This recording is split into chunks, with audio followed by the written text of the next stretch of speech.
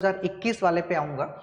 ये आपके पास में पीटी की कट ऑफ है 2021 के, और इस 2021 की कट ऑफ में जो लास्ट कट ऑफ गई थी वो थी 84.72। ये जनरल की कट ऑफ है जो सबसे हाईएस्ट थी। ध्यान रखिएगा, मैं सबसे हाईएस्ट की बात कर रहा हूँ, लोएस्ट की बात नहीं कर रहा हूँ। तो 84.72 का मतलब है, मोटा माटी मान के चलिएगा 85 क्या गई थी, इसकी कट ऑफ गई थी।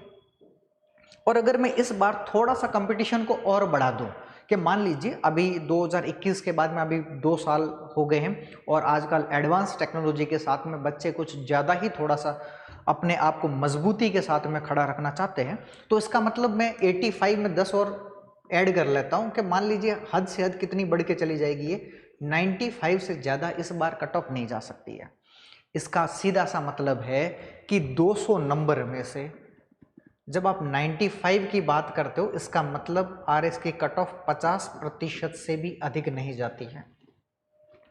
तो आपके लिए उस 150 क्वेश्चंस में से 75 प्लस क्वेश्चंस यदि आपके ठीक हैं, एकदम काट पीट करके सही बैठ रहे हैं, इसका मतलब आज आप एक बहुत अच्छी रणनीति के साथ में हो। दूसरा, कई बार आप टेस्ट सीरीज ज्वाइन करते हो और उस टेस्ट सीरीज में नंबर नहीं आते, हो सकता है कई बार ऐसा भी होता है जो कोचिंग इंस्टीट्यूट की टेस्ट सीरीज में जो टॉप करता है वो आरएस में नीचे से भी टॉप नहीं करता है। ये बहुत सटीकता है, मैंने ऐसे कई उदाहरण देखे हैं जो आरएस की जो कोचिंग इंस्टीट्यूट की जो टेस्ट सीरीज थी उसमें उनका कहीं नंबर भी नहीं था, कई बार वो क्वालिफाइंग भी नहीं होते थे, उस क्रैक लाइन के अंतर्गत भी नहीं आते थे। लेकिन जब भी आरएस का एग्जामिनेशन हुआ, पीटी एग्जामिनेशन हुआ, उन्होंने पीटी को क्वालिफाइंग कर दिया। लेकिन कहीं ऐसे भी अभ्यर्थी थे, कोई ऐसे भी कैंडिडेट मैंने बहुत से देखे हैं जो पीटी एग्जामिनेशन में कोचिंग इंस्टीट्यूट की टेस्ट सीरीज में टॉप करते थे और वो वहां पर जहां पर मेन जो परीक्षा है उसमें नीचे से भी टॉप नहीं कर रहे हैं। इसका मतलब आप कोचिंग इंस्टीट्यूट के टेस्ट सीरीज के आधार पर अपने आप का आकलन मत करिएगा। आपको अपने ऊपर भरोसा रखना है, आपके कॉन्फिडेंस पर भरोसा रखना है, और आपने जो कुछ भी पढ़ा है उस पर आपको सबसे ज्यादा क्या रखना है, भरोसा रखना है।